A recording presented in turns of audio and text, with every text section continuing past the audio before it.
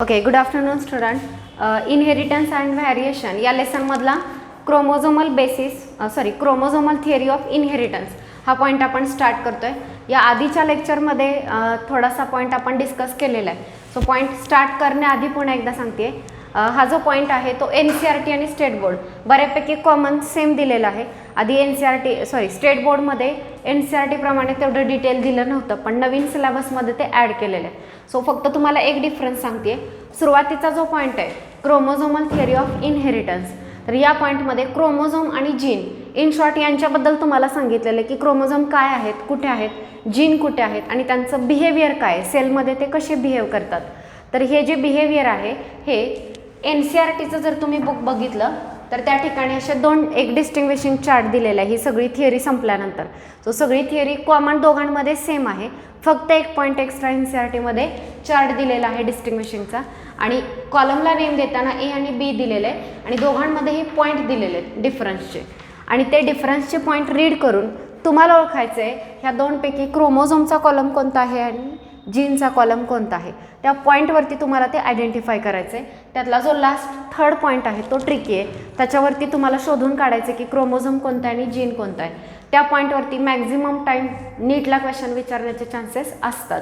So हा point समजण्यासाठी आधीची थिअरी बघा. या आधीच्या इंट्रोडक्टरी लेक्चरमध्ये मी तुम्हाला सांगितलं की जॉन ग्रेगर मेंडल हे जे सायंटिस्ट आहेत यांनी पी प्लांटवरती एक्सपेरिमेंट केले. तर त्याच्यामध्ये मोनोहायब्रिड आणि डायहायब्रिड क्रॉस तुम्ही शिकलेले आहेत. मुद्दा असा आहे की एक्सपेरिमेंट का केले त्यांनी, तर त्यांना हे शोधून काढायचं होतं की कॅरेक्टर पॅरेंटकडून ऑफस्प्रिंगकडे ट्रान्सफर होतात. तर कसे कॅरेक्टर ट्रान्सफर होतात हे फाईंड करण्यासाठी त्यांनी ते एक्सपेरिमेंट जे आहेत ते रन केले.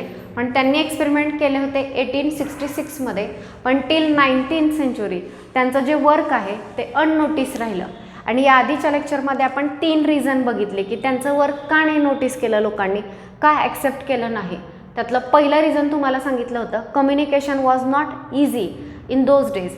त्या दरम्यान जेव्हा त्यांनी वर्क केलं तेव्हा एवढं कम्युनिकेशन फास्ट नव्हतं जितकं आत्ता आहे. ठीक आहे, सो कम्युनिकेशन तेवढं जास्त नव्हतं, त्यामुळे त्यांचं वर्क अननोटीस राहिलं. सेकंड इम्पॉर्टंट पॉईंट, मेंडेल यांनी जे एक्सपेरिमेंट केले तर ते एक्सपेरिमेंट एक्सप्लेन करण्यासाठी त्यांनी मॅथमॅटिक्स आणि स्टॅटिस्टिक्सचा यूज केला. तुम्ही बघू शकता त्यांनी फिनोटाईप जिनोटाईप रेशो सांगितला आहे 9:3:3:1. ह्या पद्धतीनं थोडंसं मॅथमॅटिकल ॲप्रोच बायोलॉजी एक्सप्लेन करण्यासाठी त्यांनी यूज केला. आणि हा ॲप्रोच त्यावेळेसच्या बायोलॉजिस्टना आवडला नाही की बायोलॉजी एक्सप्लेन करण्यासाठी मॅथमॅटिक्स आणि स्टॅटिस्टिक्सचा यूज होतो. आणि थर्ड जो पॉईंट सांगितला तर त्याच्यामध्ये नेचरमध्ये आपल्याला व्हॅरिएशन पाहायला मिळतं. बट अकॉर्डिंग टू मेंडेलनुसार काय त्यांचं मत होतं की अलील जे आहेत ते ब्लेंड होत नाहीत. सो या ठिकाणी अलील या वर्डचं मिनिंग तुम्हाला माहिती पाहिजे. अलील म्हणजे काय मी तुम्हाला आधीच्या लेक्चरला सांगितलं होतं. काय असतं अलील म्हणजे? येस, एका जीनचे 2 अल्टरनेटिव्ह फॉर्म्स असतात. तर त्या अल्टरनेटिव्ह फॉर्मना आपण अलील असं म्हणतो. तर याच्यामध्ये सगळ्यात महत्त्वाचं बघा, अलील जे आहेत ते एकमेकांसोबत ब्लेंड होत नाही. ओके, मेंडेलची कन्सेप्ट दिलेली factor as a stable and discrete unit. So 2 गोष्टी आहेत. तर त्यातला पहिला फॅक्टर म्हणजेच आत्ता आपण काय म्हणतो त्याला, it is called as gene. Factor जिथं म्हणतील त्याचा अर्थ त्या ठिकाणी जीन आहे. सो त्यांच्या मते फॅक्टर किंवा जीन हे स्टेबल होते, त्याच्यामध्ये काही चेंज होत नव्हता. आणि डिसिक्रेट युनिट सेपरेट युनिट आहे हे त्यांचं म्हणणं होतं. आणि अजून एक मुद्दा होता की अलील जे आहेत हे ब्लेंड होत नाहीत. डू नॉट ब्लेंड होणं म्हणजे मिक्स होणं. दोन अलील एकमेकांमध्ये मिक्स होत नाहीत आणि जीन जो आहे तो स्टेबल आहे. हे जे 2 गोष्टी मेंडेल यांनी सांगितल्या त्यावेळेसच्या सायंटिस्टना हे दोन्हीही ॲक्सेप्ट झाले नाहीत. आणि मेंडेल यांना त्यांचं वर्क एक्सप्लेन करण्यासाठी असं काही प्रूफ नव्हतं. म्हणून या सगळ्या रिझनमुळे त्यांची थिअरी मागं पडली. एक पॉईंट वाईज समजून घ्या, कुठलाही पॉईंट बॅक ठेवू नका. टॉपिक इंटरेस्टिंग आहे आणि नीटवरती पुढे जे आपण शिकणार आहोत डिसीजेस, हेमोफिलिया, फिनलकिटोन्युरिया, तर त्या डिसीजचे जे क्रॉस आहेत तर त्या क्रॉसवरती पेडिग्री ॲनालिसिसवरती एक्झामला क्वेश्चन असतात. नीटला 2 ते 3 क्वेश्चन असणारच या लेसनवरती. सो ते मार्क तुम्हाला 100% मिळतील जर तुम्ही लेसन लाईन टू लाईन समजून घेतलात तर, कारण तितकाच इझी आहे. मॅथमॅटिक थोडंफार यूज केल्यासारखं आहे. सो मेंडेलची थिअरी काय ॲक्सेप्ट केली नाही त्याचे 3 रिझनमधले 2 तर इझी आहेत. कम्युनिकेशन नव्हतं एवढं आणि दुसरी गोष्ट म्हणजे दुसरं काय रिझन सांगितलं, येस, मॅथमॅटिक्स आणि स्टॅटिस्टिक जे यूज केलं ते तेव्हाच्या सायंटिस्टना नाही आवडलं, हे लक्षात नाही राहणार तुमच्या. तिसरा फॅक्टर, तिसरं रिझन लक्षात राहणार नाही. रिझन काय आहे की मेंडेल म्हणत होते जीन कसं आहे, स्टेबल आहे, स्टेबल राहतो, त्यात काही जास्त व्हॅरिएशन होत नाही, डिसिक्रीट सेपरेट आहे जीन. पण ॲक्च्युली तसं नाही आहे. जीन जे आहे ते स्टेबल, त्यांच्यामध्ये व्हॅरिएशन होतं, जीनमध्ये म्युटेशन होतं, त्यांना ते तेव्हा सांगता आलं नाही. आणि अलील जे आहेत हे ब्लेंड होत नाहीत, एकमेकांमध्ये मिक्स होत नाहीत.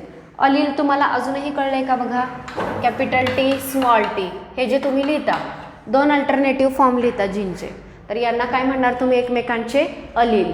तर हे दोन अलील एकमेकांमध्ये मिक्स होत नाही, हे एक त्यांचं मत होतं. सो हे सुद्धा तेव्हा ॲक्सेप्ट झालं नाही. सो फर्स्ट पार्टमध्ये तुम्हाला मेंडेलनी काय केलं, का नाही ॲक्सेप्ट झालं हे लक्षात ठेवायचं आहे. मग पुढे काय झालं, तर पुढे 3 सायंटिस्ट मी तुम्हाला सांगितले, नेम लक्षात ठेवा. कुठले 3 सायंटिस्ट, सेम NCERTत आहे, वेगळं काही नाही आहे. कुठले 3? येस, ह्युगो डी व्रीज, कोरेन आणि मॅकार्थी. नाही, मॅकार्थी नाही, हां, टेशरमार. तर हे 3 सायंटिस्ट आहेत. तर ह्या 3 सायंटिस्टनी मेंडेलचं जे वर्क आहे ते रिडिस्कवर केलं. मेंडेलचं वर्क पुन्हा एकदा सगळ्यांसमोर मांडलं आणि त्यांनी इंडिपेंडेंटली रिडिस्कवर केलेलं. तर तोपर्यंत मायक्रोस्कोप जे आहेत ते डिस्कवर झाले होते. मायक्रोस्कोपचा शोध लागल्यामुळे त्यांना सेल डिव्हिजन ऑब्झर्व करता आलं. आता ज्या मुलांना सेल डिव्हिजन परफेक्टली कळलेलं आहे त्यांना इथून पुढचा पॉईंट व्यवस्थित कळणार. ठीक आहे. सो सेल डिव्हिजन ऑब्झर्व करता आलं. क्रोमोझोम कसा बिहेव करतो सेल डिवाइड होताना, तर ते त्यांना ऑब्झर्व करता आलं आणि त्यामुळे त्यांची नंतर ज्या काही लॅक्युरी मेंडेलच्या थिअरीमध्ये राहिल्या, जे एक्सप्लेनेशन त्यांना देता आलं नाही ते पुढे देता आलं. आणि त्यानंतरचे पुढचे 2 सायंटिस्ट आहेत. पुढचे 2 सायंटिस्ट बघा, सटन आणि थिओडर बोवेरी असे सायंटिस्टचं नेम आहे, सटन अँड बोवेरी. त्याच्या खालचं एक स्टेटमेंट लक्षात ठेवायचं, these 2 scientist observe parallel behavior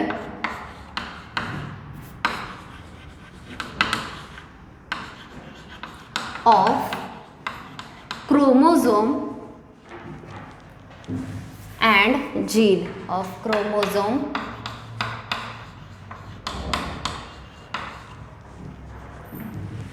and gene. बघा, सटन आणि बोवेरी हे जे 2 सायंटिस्ट आहेत यांनी काय ऑब्झर्व केलं, हे स्टेटमेंट इम्पॉर्टंट आहे. Parallel behaviour of chromosome and gene. आणि मी जो मगाशी डिस्टिंग्विशिंग चार्ट सांगत होते, कॉलम ए आणि कॉलम बी, त्यात कोणाला कम्पेअर केलं आहे, क्रोमोझोम आणि जीनला. तुम्ही बऱ्याच गोष्टी बघाल की क्रोमोझोम आणि जीन पॅरलल आहेत, सेमच दाखवतात. क्रोमोझोम जर गेला तर त्याच्यासोबत जीन पण जातो. सो बऱ्याच गोष्टी तुम्हाला पॅरलल दिसतात. मात्र एक गोष्ट क्रोमोझोम आणि जीनच्या बाबतीत वेगळी आहे, ती तिथं तुम्हाला आयडेंटिफाय करायची. सो नीट बघा, सटन आणि बोवेरी यांनी क्रोमोझोम आणि जीन यांचं पॅरलल म्हणजे एकसारखं बिहेवियर, क्रोमोझोम जसा बिहेव करतोय तसा जीन बिहेव करतोय. सो हे पॅरलल बिहेवियर ह्या दोघांनी ऑब्झर्व केलं आणि या पॅरलल बिहेवियरच्या बेसिसवरती chromosomal theory of inheritance put forth केली. सो हाही मुद्दा असेल की क्रोमोझोमल थिअरी ऑफ इनहेरिटन्स कोणी सांगितली. ओके, पहिलं तर तुम्ही मेंडेल स्टडी केलं, पुन्हा तुम्हाला 3 सायंटिस्ट सांगितले, व्हिरीज किंवा कोरेन किंवा टेशरमार्क, आणि पुन्हा सांगितले सटन अँड बोवेरी. ह्या सगळ्यांमध्ये कन्फ्युजन होऊ शकतं जर केअरफुली नाही रीड केलं तर. सो सटन आणि बोवेरी ह्या 2 सायंटिस्टनी क्रोमोझोमल थिअरी ऑफ इनहेरिटन्स सांगितलेली आहे. मग आता त्यांच्यानुसार क्रोमोझोमल थिअरीमध्ये काय काय पॉईंट येतात ते मी पॉईंट वाईज लिहिते आहे, बघा सगळ्यांनी. सगळ्यात first, okay, chromosome are carrier of genetic material. Chromosome are carrier of genetic material. Carrier carry करणारा, पॅरेंटकडून ऑफस्प्रिंगकडे ॲक्च्युली कोण येणार आहेत, क्रोमोझोम येणार आहेत. आणि जेव्हा क्रोमोझोम येत आहेत तेव्हा त्यांच्यासोबत जेनेटिक मटेरियल येतं. कसं काय, तर क्रोमोझोम सगळ्यांनी समजून घ्या की क्रोमोझोम काय आहे. तर सपोज हा आपला DNA आहे, डबल स्टँडर्ड DNA, पण हा DNA असाच इलॉंगेटेड लॉंग राहत नाही. हिस्टोन प्रोटीन घेतले जातात. बायो 1मध्ये झालं असेल, 8 हिस्टोनचा ऑक्टोमर तयार होतो आणि त्या ऑक्टोमरच्या बाजूला हा DNA काय केला जातो, वाइंड केला जातो. हे बीड्स ऑन स्ट्रिंग मॉडेल काहीतरी झालं. तर त्याच्या पुढेही जाऊन पुढचे वेगवेगळे मॉडेल्स सांगितलेले आहेत की 30 नॅनोमीटर फायबर असे वेगवेगळे DNAच्या वेगवेगळ्या लेवलला पॅकिंग होत असतं. सो हा जो लॉंग DNA दिसतोय हा जेव्हा टाईटली पॅक होतो तेव्हा तुम्हाला असं स्ट्रक्चर दिसतं. ज्याला तुम्ही क्रोमोझोम असं म्हणताय. सो माझा मुद्दा आहे chromosome are carrier of genetic material. Chromosome कसे काय जेनेटिक मटेरियलचे कॅरियर? सो बघा क्रोमोझोम कशापासून बनलेला आहे? DNA आणि येस, हे सगळ्यात महत्त्वाचं लक्षात आलं पाहिजे. DNA आणि हिस्टोन प्रोटीन, दोन गोष्टींपासून क्रोमोझोम बनलाय. हिस्टोन प्रोटीन भरपूर लागतं, 1-2 हिस्टोनमध्ये तो पॅक होणार नाही. सो लार्ज अमाऊंट असते त्या प्रोटीनची. सो क्रोमोझोम कशापासून बनला हे विचारलं तर दोन गोष्टी आहेत, DNA आणि हिस्टोन प्रोटीन. हे दोन गोष्टी तुम्हाला क्रोमोझोममध्ये पाहायला मिळतात. आता DNAकडे या. DNA वरती जीन असतो की नाही? जीन कशाला म्हणतो आपण? What is gene? जीन जर विचारलं तर काय DNA आणि जीनमध्ये काय फरक आहे? DNA आणि जीनमध्ये काय फरक असतो? बघा एवढा मोठा लॉंग DNA दाखवलाय. सगळ्या DNA वरती 4च नायट्रोजनस बेस आहेत, बरोबर का? ॲडेनाइन, ग्वानिन, थायमिन आणि सायटोसिन. तेच वेगवेगळ्या सिक्वेन्सनी अटॅच झालेले आहेत. मात्र DNAचं काम काय असतं? DNA काम काय करतो हा ॲक्च्युली? प्रोटीनसाठी कोड करतो. DNA पासून काय तयार होतो? mRNA. आणि mRNA पासून काय तयार होतं? प्रोटीन. ट्रान्सलेशन, ट्रान्सलोकेशन, ट्रान्सक्रिप्शन हे झाले की नाही? येस. तर DNAचं एकच फंक्शन आहे प्रोटीनसाठी कोड करणं. आणि ते प्रोटीन आपल्याला वेगवेगळे कॅरेक्टर देतील, एन्झाईम म्हणून काम करतील, वेगवेगळे रोल आहेत त्यांचे. सो बघा सपोज DNAचा हा सेगमेंट आहे, जो सेगमेंट ॲक्च्युली प्रोटीनसाठी कोड करणार आहे किंवा फंक्शनल आहे. त्याचं फंक्शन आहे प्रोटीनसाठी कोड करणं. सो एवढाच सेगमेंट जर प्रोटीनसाठी कोड करत असेल, फंक्शनल असेल, तर एवढ्याच सेगमेंटला आपण काय म्हणणार? जीन. इथून वरती आणि खाली जो सेगमेंट आहे तो प्रोटीनसाठी कोडच करत नाही आहे, जो करतच नाही, त्याचं काहीच काम नाही आहे, असाच सिक्वेन्स प्रेझेंट आहे, त्या सिक्वेन्सला आपण जीन म्हणत नाही. सो कन्सेप्ट क्लिअर झाली का? बघा फर्स्ट तर DNA आहे. DNAचा फंक्शनल सेगमेंट जिथं जिथं हे एकच आहे असं मी म्हणत नाही, असं वेगवेगळ्या लोकेशनला तुम्हाला फंक्शनल सेगमेंट पाहायला मिळतील. मात्र बराच मोठा DNAचा पार्ट असा आहे की जो नॉन फंक्शनल आहे. ॲक्च्युली फंक्शनलपेक्षा नॉन फंक्शनल पार्ट मोठा आहे. सो जो नॉन फंक्शनल पार्ट आहे त्याला आपण जीन म्हणत नाही, त्याचा काहीही रोल नाही आहे. ओके. सो जो फंक्शनल सेगमेंट आहे तो झाला जीन. जीन कशावरती आपण बघितला? DNA वरती. आणि हाच DNA आणि हिस्टोन प्रोटीन वाइंड होऊन काय तयार होतोय? क्रोमोझोम. सो वाक्य काय आहे? Chromosome are carrier of genetic material. Genetic material gene, DNA तो कॅरी करणार आहे, कारण क्रोमोझोम बनलाय DNA पासून किंवा जीनपासून. आलं लक्षात? येस. सो पहिलं हे स्टेटमेंट सांगितलं सटन आणि बोवेरी या सायंटिस्टनी. सेकंड बघा, these chromosome are present in pair. Chromosomes are present in pair. Chromosome जे आहेत ते पेअरमध्ये प्रेझेंट असतात. फॉर एक्झाम्पल हे या पद्धतीनं अशा आपल्याला क्रोमोझोमच्या पेअर पाहायला मिळतात. कुठलाही क्रोमोझोम एकटा नाही आहे, सगळे क्रोमोझोम जे आहेत ते पेअरमध्ये आहेत. आणि तुम्हाला माहिती आपल्याकडे किती क्रोमोझोम आहेत टोटल? 46. तेच पेअरच्या फॉर्ममध्ये सांगताना आपण म्हणतो येस 23 पेअर. तर या पेअरपैकी एक क्रोमोझोम कुठून आला आहे? आपल्या सेलमध्ये जे 46 क्रोमोझोम आहेत म्हणजे 23 पेअर्स आहेत. तर प्रत्येक जोडीमधला एक क्रोमोझोम आपल्याला फादरकडून मिळालेला असतो आणि दुसरा क्रोमोझोम जो आहे तो मदरकडून मिळालेला असतो. सो तुम्हाला हे माहिती आहे, हॅप्लॉइड सेल एक कशी आहे? 23 क्रोमोझोम असणारी हॅप्लॉइड सेल आहे. स्पर्ममध्ये सुद्धा किती क्रोमोझोम असतात? 23 फ्यूज होऊन किती तयार होणार? 46. सो एक मदरकडून आणि स्पर्म फादरकडून. 23 क्रोमोझोम मदरकडून आले आणि 23 फादरकडून, टोटल झाले 46. प्रत्येक पेअरमधला एक क्रोमोझोम पॅटर्नल आणि एक क्रोमोझोम मॅटर्नल असतो. सो पहिलं तर हे लक्षात ठेवा की सगळे क्रोमोझोम कसे आहेत? पेअरमध्ये प्रेझेंट आहेत. पुढे डिव्हिजनच्या वेळी काय होतं बघा यांचं. नेक्स्ट बघा, during gamete formation. During gamete formation homologous chromosome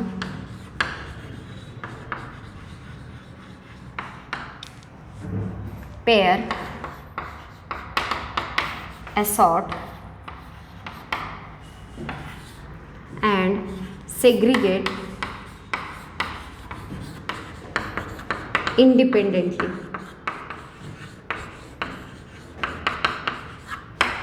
Yes, during gamete formation. Gamete ह्या शब्दाचा अर्थ लक्षात ठेवा. गॅमेट म्हणजे हॅप्लॉइड सेल. मग मेल गॅमेट असतो, फिमेल गॅमेट. मेल गॅमेट म्हणजे स्पर्म आणि फिमेल गॅमेट म्हणजेच एग. हे नीट लक्षात ठेवा. सो हे गॅमेट तयार होताना होमोलोगस क्रोमोझोम पेअर होतात. तुम्हाला आता सेल डिव्हिजन जे 11th मध्ये शिकला तुम्ही, मायटोसिस मिओसिस, त्यातलं गॅमेट कोणत्या सेल डिव्हिजनमध्ये तयार होतात? मिओसिसमध्ये तयार होतात. गॅमेट तयार होण्यासाठी, हॅप्लॉइड सेल तयार होण्यासाठी कोणतं डिव्हिजन असतं? मिओसिस. मायटोसिस इक्वेशनल डिव्हिजन आहे. ओरिजिनल क्रोमोझोमचा नंबर 46 असेल तर डिवाइड झालेल्या दोन्ही सेलमध्ये 46 क्रोमोझोम असतात. मिओसिसमध्ये क्रोमोझोमचा नंबर हाफ असणाऱ्या सेल तयार होतात. बघा आता कशा तयार होतात, पुन्हा एकदा तुम्हाला सांगते. समजा ही सेल आहे आणि ह्याच्यामध्ये हे 4 क्रोमोझोम जे आहेत ते प्रेझेंट आहेत. एरवी हे कुठेही स्प्रेड झालेले असतात न्यूक्लियसमध्ये.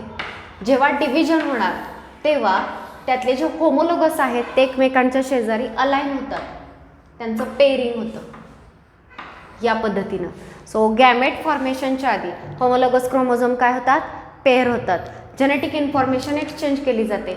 मिओसिस 1 मध्ये प्रोफेज 1 त्यात तुम्ही शिकलेला आहात, झायगोटिनी, पॅचिटिनी, डिप्लोटिनी, डायकायनेसिस. ते 5 जे इव्हेंट आहेत त्या ठिकाणी हेच होतं, क्रॉसिंग ओव्हर. इकडची इन्फॉर्मेशन इकडे आणि इकडची इन्फॉर्मेशन इकडे या पद्धतीनं एक्सचेंज केली जाते. आणि जेव्हा ही सेल डिवाइड होणार, मिओसिस 1 मध्ये जेव्हा डिवाइड होते तेव्हा किती सेल तयार होतील या सेलपासून? 2 तयार होताना हे परफेक्ट लक्षात ठेवा. आता किती मुलांच्या लक्षात आहे मला माहिती नाही, पण हे पार्टच पाहिजे, बाय हार्ट कधीही विचारलं तरी माहिती पाहिजे की मिओसिस 1 जेव्हा कंप्लीट होतं तेव्हा होमोलोगस क्रोमोझोम सेपरेट होतात आणि मिओसिस 2च्या वेळी कोण सेपरेट होतं? Sister chromatid. आता मी इथं सिस्टर दाखवलेल्या नाही आहेत, आपण ती पण स्टेप दाखवूया. ओरिजिनल हे क्रोमोझोम होते. सेल सायकलमध्ये इंटरफेज असते आणि मग एम फेज असते. इंटरफेजमध्ये G1, S आणि G2. त्यातल्या एस फेजमध्ये काय होतो? DNA सिंथेसाइज होतो. S for synthesis. सो जेव्हा DNA सिंथेसाइज होतो, ही ओरिजिनल तर त्याच्यासारखी अजून एक, म्हणजे असा ओरिजिनल क्रोमोझोम आहे, आपण असा दाखवतो. ही जी तयार झाली ती याचीच कार्बन कॉपी असते, फक्त त्याला अटॅच आहे. आणि ह्या दोघींना काय म्हणतोय आपण? एकमेकींच्या सिस्टर क्रोमॅटिड्स. येस, हे वर्ड नीट लक्षात ठेवा. तसंच इथंही आणि इथेही सपोज ह्या पद्धतीनं हे होमोलोगस क्रोमोझोम पेअर झालेले आहेत, जेनेटिक इन्फॉर्मेशन एक्सचेंज झाली. सो मिओसिस 1च्या एंडला ज्या 2 सेल तयार होतील त्या 2 सेलमध्ये होमोलोगस क्रोमोझोम सेपरेट झालेले पाहायला मिळतील. म्हणजे हे दोघं होमोलोगस आहेत तर 2 पैकी एक क्रोमोझोम इकडे, दुसरा क्रोमोझोम दुसऱ्या सेलमध्ये. हे दोघं होमोलोगस आहेत, त्या 2 पैकी एक इकडे आला आणि दुसरा जो आहे तो इकडे गेला. या पद्धतीनं मिओसिस 1च्या एंडला कोण सेपरेट झालं? होमोलोगस क्रोमोझोम सेपरेट झाले. सेकंड थिंग, सेल कशा दिसत आहेत? हॅप्लॉइड. बघा आधी किती क्रोमोझोम दिसत होते? 1 2 3 4. आता किती दिसत आहेत? 2. तर असंही विचारलं जातं की हॅप्लॉइड सेल कधी तयार होतात? बऱ्याच जण म्हणतात की मिओसिस 2ला. ॲक्च्युली मिओसिस 1च्याच एंडला हॅप्लॉइड सेल तयार झाल्या. ठीक आहे, आता मिओसिस 1 नंतर प्रोसीड होणार मिओसिस 2. मिओसिस 2 मध्ये काय होणार? आता मिओसिस 2 मध्ये सिस्टर क्रोमॅटिड सेपरेट होणार. सो कुठला स्टेटमेंट लक्षात ठेवणार? मिओसिस 1 मध्ये कोण सेपरेट होत आहे? Homologous chromosome. आणि मिओसिस 2 मध्ये सिस्टर क्रोमॅटिड सेपरेट होत आहेत. सो ह्या सिस्टर क्रोमॅटिड सेपरेट होऊन याच्यापासून 2 सेल तयार होतील. ह्या दोघी सिस्टर आहेत, 2 पैकी एक इकडे आली आणि दुसरी इकडं. ह्या दोघींपैकी एक इकडे, एक इकडे. क्रोमोझोमचा नंबर किती आहे? हिच्यात किती आहे? 2. हिच्यामध्ये 2. चला, ही पण अशाच डिवाइड होईल. हिच्यापासून 2 सेल तयार होतील सिस्टर क्रोमॅटिड सेपरेट होऊन. फायनली सेल किती तयार झाल्या? मिओसिसच्या एंडला किती सेल तयार झाल्या? 4. 4ही सेल ओरिजिनल सेलच्या कशा आहेत? हॅप्लॉइड. काय काय नीटला क्वेश्चन विचारतात ते मी तुम्हाला सांगितले.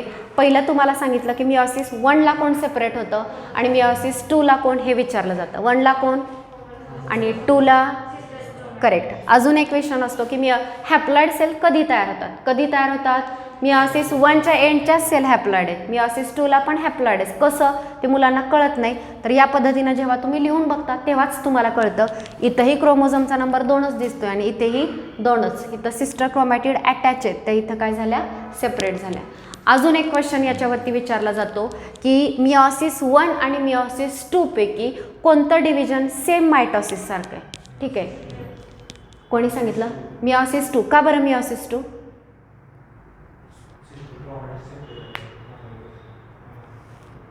तू करेक्ट सांगितलंयस आन्सर. सो मिओसिस 2 जे आहे ते सेम मायटोसिस सारखं आहे. का तर हे बऱ्याच मुलांच्या लक्षात येत नाही. मायटॉसिसमध्ये होमोलॉगस क्रोमोझोम सेपरेट होत नाहीत. मायटॉसिसमध्ये कोण सेपरेट होतं? Sister chromatid. मिओसिस 1 मध्ये कोण सेपरेट झालं? Homologous chromosome. सो मिओसिस 1 म्हणजे मायटॉसिस नाही. मिओसिस 2 जे आहे ते सेम मायटॉसिस सारखे. अजून एक मुद्दा आहे की मायटॉसिसमध्ये कसं डिव्हिजन आहे? इक्वेशनल. ओरिजिनल सेलमध्ये जेवढे क्रोमोझोम आहेत तेवढेच डॉटरमध्ये असतात. इथं बघा, ही ओरिजिनल सेल आहे मिओसिस 2 ची. ह्यात क्रोमोझोम किती आहेत? आणि डिवाइड झाल्यानंतर ज्या 2 सेल तयार झाल्या त्यात किती आहेत? झालं की नाही इक्वेशनल? स्टार्ट होताना 2च क्रोमोझोम होते सेलमध्ये, हा एक आणि हा एक. डिव्हिजन झाल्यानंतर प्रत्येक सेलमध्ये 2-2च आहे. सो 2 रिझन सांगायचे. पहिली गोष्ट, मायटॉसिसमध्ये होमोलॉगस क्रोमोझोम सेपरेट होत नाहीत, तिथं सिस्टर क्रोमॅटिड होतात. मिओसिस 1 मध्ये होमोलॉगस सेपरेट झालेत. सो मिओसिस 1 म्हणजे मायटॉसिस असू शकत नाही, मायटॉसिस सारखं होऊ शकत नाही. मिओसिस 2 म्हणजे मात्र मायटॉसिस सारखं, कारण तिथंही सिस्टर क्रोमॅटिड सेपरेट झाल्या, इथेही सिस्टर क्रोमॅटिड सेपरेट झाल्या, तिथेही इक्वेशनल डिव्हिजन आहे, इथेही इक्वेशनल डिव्हिजन आहे. ओरिजिनली 2 क्रोमोझोम सेपरेट झाल्यानंतर 2-2च राहतात. समजलं? सो यावेळी मिओसिसच्या एंडला 4 हॅप्लॉइड सेल तयार झाल्या. आपला पॉईंट राहिला ड्युरिंग गॅमेट फॉर्मेशन. हे जे तयार झाले 4ही गॅमेट आहेत. गॅमेट तयार होताना पहिली गोष्ट काय काय झालं बघा? During gamete formation homologous chromosome pair. पहिल्यांदा होमोलॉगस क्रोमोझोम काय झाले? एकमेकांच्या शेजारी अलाइन झाले म्हणजे पेअर झाले. And assort and segregate independently. Segregate या शब्दाचा अर्थ बघा. सेग्रिगेट होणं म्हणजे सेपरेट होणं. ठीक आहे, सेग्रिगेट होणं म्हणजे सेपरेट होणं. हे 2 होमोलॉगस क्रोमोझोम एकमेकांपासून सेपरेट झाले. यांचं सेपरेशन दुसऱ्या क्रोमोझोमच्या सेपरेशनवरती डिपेंड करत नाही. प्रत्येकजण आपापला सेपरेट होतो. आलं लक्षात? सो इंडिपेंडेंटली स्वतः प्रत्येक पेअर काय होते? सेग्रिगेट होते. हे 3rd स्टेटमेंट होतं सटन आणि बोवेरी यांचं. त्यानंतरचं नेक्स्ट बघा. each gamete contain only each gamete contain only one chromosome. only one chromosome दिले की only one set of chromosome काय दिले? बुकमध्ये स्टेटमेंट बघा, असेल हे statement. each gamete contain only from pair only one chromosome from. ठीक आहे, पुन्हा एकदा ते मगाशी मी ड्रॉ केलेली हे गॅमेट होती आणि सुरुवातीला इथं जी होती ती पेअर होती, बरोबर का? 4 ह्याची. ह्या ज्या गॅमेट आहेत ह्या गॅमेटमध्ये पेअरपैकी किती क्रोमोझोम आले? एकच आला. ह्या पेअरमधला हा एक इथं आला आणि ह्या पेअरमधला एक आला. पेअरमधले किती क्रोमोझोम येतात? एकच क्रोमोझोम येतो. प्रत्येक गॅमेटमध्ये ज्या 23 पेअर आहेत त्या 23 पेअरमधला एक क्रोमोझोम येणार. म्हणजे किती क्रोमोझोम येणार? 23 पेअरमधला एक क्रोमोझोम येणार म्हणजे किती येणार? 23 क्रोमोझोम येणार. फिमेल गॅमेटमध्ये 23 आणि मेल गॅमेटमध्ये 23 फ्यूज होतील. किती होतील टोटल? मग 46 होतील. आलं लक्षात? सो हेच त्यांचं स्टेटमेंट आहे. सटन आणि बोवेरी मायक्रोस्कोपमध्ये ऑब्झर्व करून त्यांनी सांगितलं की प्रत्येक गॅमेटमध्ये पेअरपैकी एकच क्रोमोझोम येतो. ओके, त्यानंतरचा नेक्स्ट स्टेटमेंट बघा. Nucleus of gamete content chromosome which carry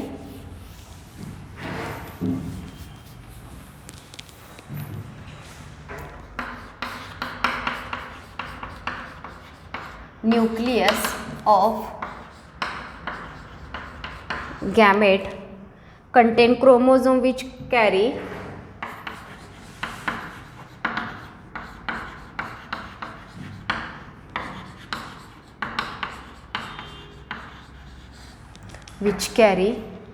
all hereditary trait. all hereditary trait. Yes, ते म्हणतायत न्यूक्लियस ऑफ गॅमेट. प्रत्येक शब्द समजून घेतला तर हे तुम्हाला कळेल. गॅमेट म्हणजे त्यांना कायम म्हणायचं असतं हॅप्लॉइड सेल. जिथं जिथं गॅमेट वर्ड येणार त्याचा अर्थ समजून घ्यायचा हॅप्लॉइड सेल. गॅमेटचा जो न्यूक्लियस आहे त्या न्यूक्लियसमध्ये काय असणार आहेत? क्रोमोझोम असणार आहेत. Which carry all hereditary trait. ह्या वाक्यातून त्यांना काय सुचवायचं आहे? तुम्हाला असं वाटेल की ही होमोलॉगसची पेअर आहे, ही होमोलॉगसची capital T small T capital A असे त्याच्याकडे जीन असतील. सो आता हाफ करायचं. याच्या हाफ करायचं म्हणजे किती झाले पाहिजेत? 4 पैकी एकीकडे 2 गेले पाहिजेत, एकीकडे 2.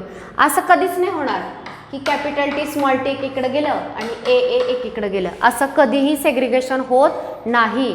सेग्रिगेशन असंच होणार की ह्या दोघांपैकी एक इकडे आला, एक इकडे, ह्या दोघांपैकी एक इकडे, एक इकडे, असं झालं तरच तुम्हाला प्रत्येक कॅरेक्टरचे क्रोमोझोम मिळणार आहेत. हा कॅपिटल टी हाईटसाठी असेल तर हा कॅपिटल ए सपोज कलरसाठी आहे. सो कलरसाठीचाही क्रोमोझोम आला पाहिजे आणि हाईटसाठीचा सुद्धा. इन शॉर्ट सगळा सेट आला पाहिजे जीनचा. 4-5 कॅरेक्टरचे क्रोमोझोम आलेत आणि बाकीच्याचे नाहीत असं चालत नाही, ती सेल अलाइव्हच राहू शकत नाही. सो स्टेटमेंट हे सांगायचं आहे, न्यूक्लियस ऑफ गॅमेट त्याच्यामध्ये जरी हाफ क्रोमोझोम असले, अर्धाच सेट जरी असला तरी पण ही कंडिशन आहे. जरी हाफ क्रोमोझोम असले which carry all hereditary trait, सगळे ट्रेट त्या क्रोमोझोमवरती येतील असं असॉर्ट केलं जातं. सो त्यांना हेच सांगायचं आहे की ह्या दोन वेगवेगळ्या जे क्रोमोझोम आहेत असे सेग्रिगेट नाहीत होत, हे दोन एकमेकांपासून आणि हे दोन एकमेकांपासून, जेणेकरून प्रत्येक गॅमेटमध्ये प्रत्येक कॅरेक्टरचे सगळे ट्रेट, सगळे क्रोमोझोम तिथे जातील. हे स्टेटमेंट पण इम्पॉर्टंट आहे. त्यानंतर नेक्स्ट बघा, male and female gamete carry hereditary trait. Gamete are link between parent and offspring. हा हे बघा, gamete are link between parent and offspring. Parent आणि ऑफस्प्रिंग यांच्यामधली कनेक्टिंग लिंक काय आहे? पॅरेंटकडून आपल्याकडे ॲक्च्युली काय आलेले आहेत? ते गॅमेटच आले, बरोबर का? ते गॅमेट येणार आहेत. बघा, तुम्ही सगळा जरी डिटेल विचार केला तरी ॲक्च्युली पॅरेंटची कुठली सेल आली? फिमेलकडून फिमेल गॅमेट, मेलकडून मेल गॅमेट. फ्यूज झाल्याने काय तयार झाला? झायगोट. आणि हा झायगोटच इंडिव्हिज्युअल म्हणून डेव्हलप होणार आहे भविष्यात, बरोबर का? येस. सो पॅरेंटकडून येताना काय येत आहेत? गॅमेट. सो पॅरेंटचे गॅमेट जे आहेत ते पॅरेंटमध्ये आणि ऑफस्प्रिंगमध्ये कनेक्टिंग लिंक आहे. त्या गॅमेटमधूनच जे काही येणार आहे ते येणार आहे.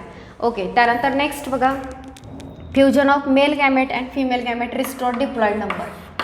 Fusion of male and female gamete restore diploid number.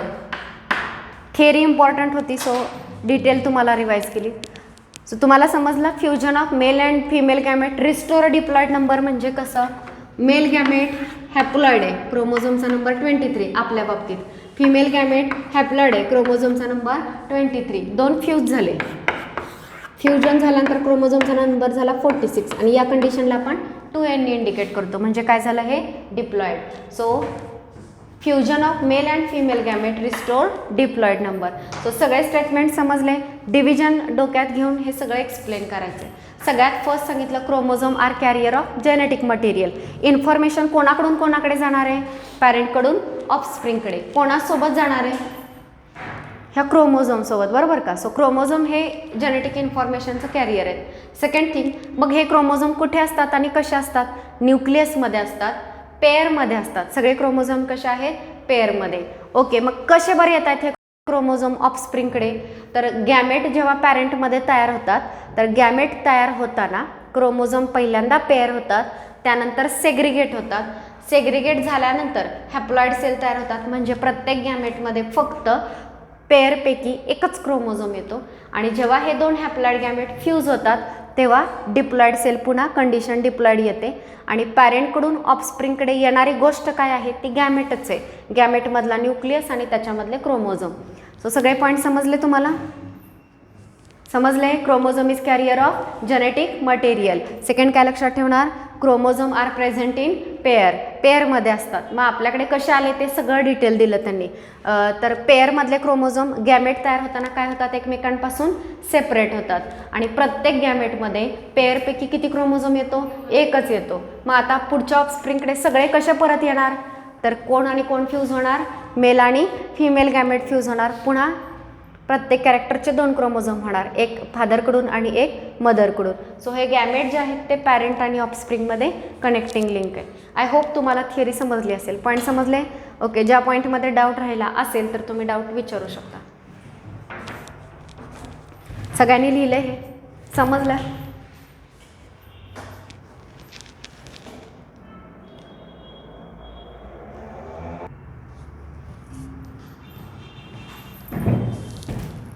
Okay, so काय सांगितलेलं आहे बघा क्रोमोझोमबद्दल? Chromosome are filamentous body.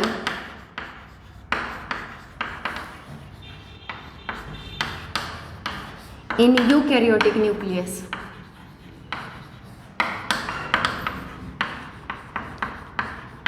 Okay, so chromosome हे फिलामेंटस आहेत आणि यूकॅरियोटिक न्यूक्लियसमध्ये हे प्रेझेंट असतात. ओके, फिलामेंटस तुम्ही सेल डिव्हिजन जेव्हा बघता त्याच वेळी तुम्हाला क्रोमोझोम असा दिसतो. एरवी क्रोमोझोम या फॉर्ममध्ये किंवा DNA जो आहे तो असा अनवाइंड फॉर्ममध्ये प्रेझेंट असतो. सो हे नीट लक्षात ठेवा, जर तुम्हाला क्रोमोझोम ऑब्झर्व करायचे असतील तर ती सेल डिव्हिजनमध्ये असेल तरच तुम्हाला क्रोमोझोम दिसणार आहे, अदरवाईज क्रोमोझोम दिसत नाही. So first thing, chromosome it is a filamentous body in eukaryotic nucleus. Next, chromosome ही जी टर्म आहे ते येस, सो क्रोमोझोम जे आहेत ही फिलामेंटस बॉडी आहे इन यूकॅरियोटिक न्यूक्लियस. यूकॅरियोटिक न्यूक्लियसमध्ये आपल्याला फिलामेंटस बॉडी जी पाहायला मिळतो त्याला आपण क्रोमोझोम म्हणतो.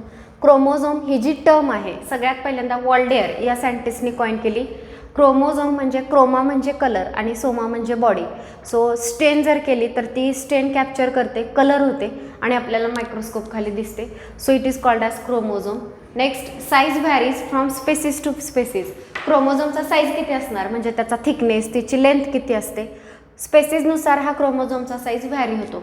तरीसुद्धा मेटाफेजिक क्रोमोझोमचा साईज यांनी दिलेला आहे. मेटाफेज माहिती आहे ना तुम्हाला, मायटोसिसमध्ये तुम्ही 4 स्टेज पाहिलेत, प्रोफेज, मेटाफेज, ॲनाफेज आणि टिलोफेज. मेटाफेजच का म्हटलं, का बरं मेटाफेजच म्हटलं, दुसऱ्या फेजचा नेम नाही घेतलं, मेटाफेजच का? येस, क्रोमोझोम जो आहे तो क्लिअरली मेटाफेजमध्येच दिसतो, प्रोफेजमध्ये नाही दिसणार, तेव्हा त्याचं वाइंडिंग सुरू असतं. सो तुम्हाला क्लिअर जर क्रोमोझोम ऑब्झर्व करायचा असेल तर कोणती फेज वापरायची असाही क्वेश्चन विचारतात. कोणती फेज वापरायची? मेटाफेज. मेटाफेजमध्ये क्रोमोझोम क्लिअरली दिसतात. सो मेटाफेजिक क्रोमोझोम तर त्याचा साईज आपण बघतोय तर त्याच्यामध्ये 0.1 to 33 मायक्रोमीटर एवढी त्याची लेंथ व्हॅरी होऊ शकते, 0.1 to 33 पर्यंत. आणि त्याचा थिकनेस जो आहे तो 0.2 to 2 मायक्रोमीटर एवढा त्याचा थिकनेस असतो. ओके, तर हे जे आहे ती मेटाफिजिक क्रोमोझोमची साईज दिलेली आहे. Next, it is visible only during cell division. Visible during cell division. हेच मी तुम्हाला आता सांगितलं की क्रोमोझोम तुम्हाला फक्त सेल डिव्हिजनच्या वेळी दिसतो, एरवी नाही दिसत. एरवी का नाही दिसत? कारण ह्या क्रोमोझोमपासून प्रोटीन तयार करण्याचं काम सुरू असतं. त्याला अनवाइंड केला जातो. अनवाइंड केला तर त्यातला सिक्वेन्स दिसेल, जीनवरचा सिक्वेन्स दिसला तर त्याच्यापासून mRNA तयार होईल आणि त्याच्यापासून प्रोटीन तयार होईल. हे सगळं एरवी चालू असतं, त्यामुळे DNA अनवाइंड झालेला असतो, त्यामुळे तो तुम्हाला तसं दिसत नाही. जेव्हा सेल डिवाइड होणार असेल, ह्यांना सेपरेट करायचं असेल तर त्यांना अनवाइंड ठेवून चालत नाही, सगळा गुंता ठेवून चालत नाही, त्याला वाइंड केला जातो, सगळा गुंता सेपरेट केला जातो. आणि गुंता सेपरेट होतो तेव्हा वाइंड केल्यानंतर असा क्रोमोझोम आपल्याला दिसतो. Hence chromosome is visible only during cell division. फक्त सेल डिव्हिजनच्या वेळी तुम्हाला क्रोमोझोम दिसणार आहे. Second, it is capable of self replication. Self replication. Replica म्हणजे कार्बन कॉपी. ओके, ह्या क्रोमोझोमकडे किंवा ह्या DNAकडे स्वतःची कार्बन कॉपी तयार करण्याची ॲबिलिटी आहे. तुम्ही DNA रेप्लिकेशन शिकलेलं आहात कसं होतं, ठीक आहे. सो हे DNA रेप्लिकेशन करण्याची ॲबिलिटी क्रोमोझोमकडे आहे. नेक्स्ट बघा, vital role. Heredity, mutation and variation play vital role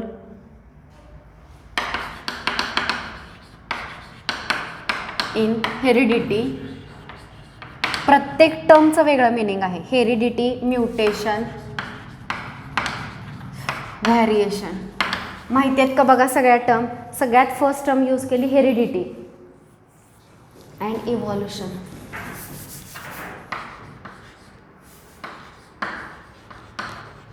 heredity म्हणजे काय?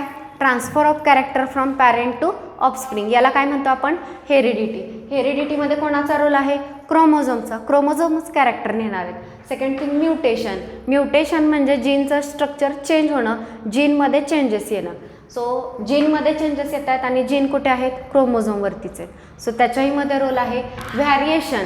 व्हॅरिएशन म्हणजे विविधता, ठीक आहे. वेगवेगळेपणा जो तुम्हाला दिसतो हा कशामुळे दिसतो? क्रोमोझोममधल्या चेंजेसमुळे दिसतो. आणि इव्हॉल्युशन. इव्हॉल्युशन तरी का होतं आहे? इव्हॉल्युशन म्हटलं की एक गोष्ट आठवते की आधी आपल्याला टेल होती, आता ती नाही आहे. ते कॅरेक्टर तरी का व्हॅनिश झालं किंवा एखादं नवीन कॅरेक्टर तरी कसं डेव्हलप होतं आहे? ह्या क्रोमोझोममध्ये होणाऱ्या चेंजेसमुळे, त्याच्यामध्ये येणाऱ्या नवीन कॅरेक्टरमुळे. सो इव्हॉल्युशनसाठी सुद्धा हा क्रोमोझोमच रिस्पॉन्सिबल आहे. सो क्रोमोझोमचा महत्त्वाचा रोल हेरिडिटीमध्ये आहे. क्रोमोझोमशिवाय हेरिडिटी नाहीच. म्युटेशन त्याच्यात होणार आहे. क्रोमोझोममुळेच आपल्याला व्हॅरिएशन पाहायला मिळतं आणि त्याच्यामुळेच, त्या व्हॅरिएशनमुळेच इव्हॉल्युशन जे आहे ते आपण पाहतोय. सगळ्यांनी इथपर्यंत कळलं. आणि फायनल एक स्टेटमेंट दिले, chromosome are made up of DNA, histone and non histone protein. Chromosome कशा कशाचा बनलेला आहे? मेन तर त्यात DNA आहे. DNA ला बाइंड करण्यासाठी हिस्टोन प्रोटीन वापरले जातात आणि काही नॉन हिस्टोन प्रोटीनसुद्धा असतात जे हिस्टोनचे नाही आहेत, असेही वेगळे प्रेझेंट असतात. तो ह्या सगळ्यांपासून क्रोमोझोम तयार होतो. सगळे पॉईंट कळले? एकदा रिपीट करते बघा. Chromosome is filamentous body in eukaryotic nucleus. This term is coined by Waldeyer. Next त्याचा साईज स्पेसिसनुसार व्हॅरी होतो. तरीही मेटाफेजिक क्रोमोझोमचा साईज जास्तीत जास्त किती? तर लेंथ असते 0.1 to 33 मायक्रोमीटर आणि थिकनेस असतो 0.2 to 2 मायक्रोमीटर. हा क्रोमोझोम तुम्हाला पाहायचा असेल तर फक्त सेल डिव्हिजनला दिसणार आणि परफेक्ट ऑब्झर्व करायचा असेल तर मेटाफेजलाच तुम्हाला व्यवस्थित तो दिसतो. नेक्स्ट, ह्या क्रोमोझोमला स्वतःची कार्बन कॉपी तयार करता येते. सेल्फ रेप्लिकेशनची ॲबिलिटी आहे, त्यासाठी दुसऱ्यावर डिपेंड नाही करत. आणि last, it has a vital role in heredity, mutation, variation and evolution. ह्याच्यामध्ये याचा इम्पॉर्टंट रोल असतो. आणि एवढा जो क्रोमोझोम आपण पाहतोय तर हा क्रोमोझोम DNA, हिस्टोन आणि नॉन हिस्टोन प्रोटीनपासून बनलेला आहे. एवढं कळलं?